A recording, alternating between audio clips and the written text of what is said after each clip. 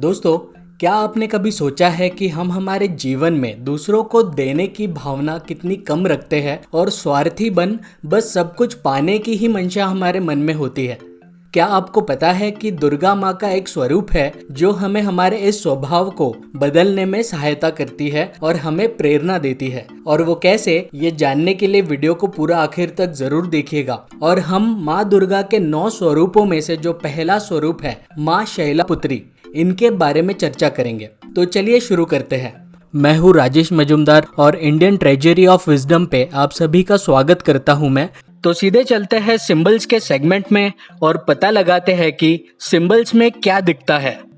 अगर आपको इस चैनल का कंटेंट अच्छा लगता है और अभी तक आपने सब्सक्राइब नहीं किया हो तो तुरंत सब्सक्राइब बटन पर क्लिक कर दीजिए और रेगुलर अपडेट्स मिलने के लिए बेल आइकन को जरूर दबाना।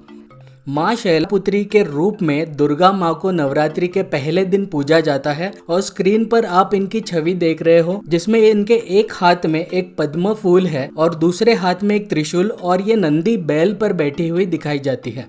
पर इनके बारे में सबसे इंटरेस्टिंग बात है इनका नाम। जी हाँ, शैलपुत्री, जिसमें शैला का लिटरल अर्थ होता है एक पर्वत का शिखर, जिसे अंग्रेजी में हम माउंटेन्स पीक कहते हैं, और पुत्री मतलब संतान या कन्या। तो शैलपुत्री का अर्थ हुआ पर्वत के शिखर की कन्या। जी हाँ, ये पार्वती माता का ही स्वरूप है जो पूर्व जन्म में सती माता कहलाई जाती थी और इनकी पौराणिक कहानियां हम सभी ने सुनी हुई है। और पर्वत की पुत्री कहना ये हमें हिमालय पर्वतों के शिखर से उत्पन्न होने वाली नदियों के बारे में सूचित करता है। ये मैं इसीलिए भी कह रहा हूँ क्योंकि शैलपुत्री नाम का एक अर्थ हम ये भी लगा सकते हैं कि वो जो पर्वतों से नीचे उतरती है सब कुछ शुद्ध करने के लिए, क्योंकि उनादि सूत्रों के अनुसार पुत्री इस शब्द का जो मूल है पू, उसका अर्थ होता है शुद्धि करना या स्वच्छ करना। दोस्तों, ये सोचने वाली बात है कि हिमालय पर्वतों से जो नदियां उत्पन्न हुई, उन्हीं नदियों के कारण हमारी भारतीय सभ्यता आज बन पाई है। और दुनिया में कोई भी नदी क्यों ना हो, उसका स्रोत किसी न किसी पर्वत से या ऊंची जगह से ही होता है। और नदियां ये मनुष्य की सभ्यता यानी ह्यूमन सिविलाइजेशन को खड़ा करने का और सरवाइव करने का एकमात्र स्रोत रह चुका है, ये हम सभी को भली भांति पता है। पार्वती माँ की कहानियों के अनुसार उनको अन्नपूर्ण भी कहा जाता है क्योंकि वो काशी में नीचे उतरती है शिव भगवान को लेकर और वो लोगों को खाना खिलाती है। ये कहानी एक प्रकार से रूपक है इस बात के लिए कि नदी इसी प्रकार पर्वतों से नीचे उतरती है और मिट्टी को उपजाऊ बनाती है और मनुष्य की सभ्यता को जीवित रखने में मदद करती है। इसीलिए माँ पार्वती को उर्वरता की देवी यानी फर्टिलिटी की देवी भी कहा गया है हमारे शास्त्रों में, जो सबका ख्याल रखती है और हमें वो महत्वपूर्ण संसाधन देती है जीवन जीने के लिए शैलपुत्री के रूप में, यानी पर्वतों के शिखर से निकले हुए नदियों के रूप में। शैलपुत्री देवी के छवि के चिन्हों को अगर आप देखो तो भी यही उदारता और देने की भावना हमें स्पष्ट दिखाई देती है। जैसे वो नंदी बैल पर विराजमान है जो शांतता और पूर्णता का प्रतीक है।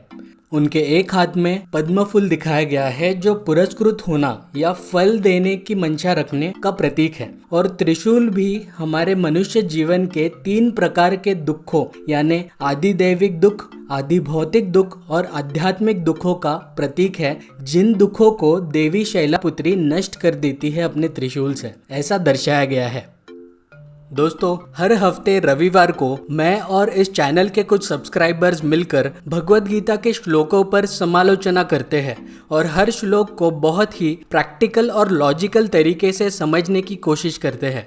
इन सेशंस में मैं अपना एक्सट्रीमली डिटेल्ड एनालिसिस प्रेजेंट करता हूँ to all attendees with interesting examples and explanation. और मैं चाहता हूँ कि आप सभी सब्सक्राइबर्स हमारे इन सेशंस के साथ अवश्य जुड़े। भगवद गीता के वीकली सेशंस में मेरे साथ अगर आपको जुड़ना है तो तुरंत डिस्क्रिप्शन में दिए गए गूगल फॉर्म को फिलअप कर दीजिए।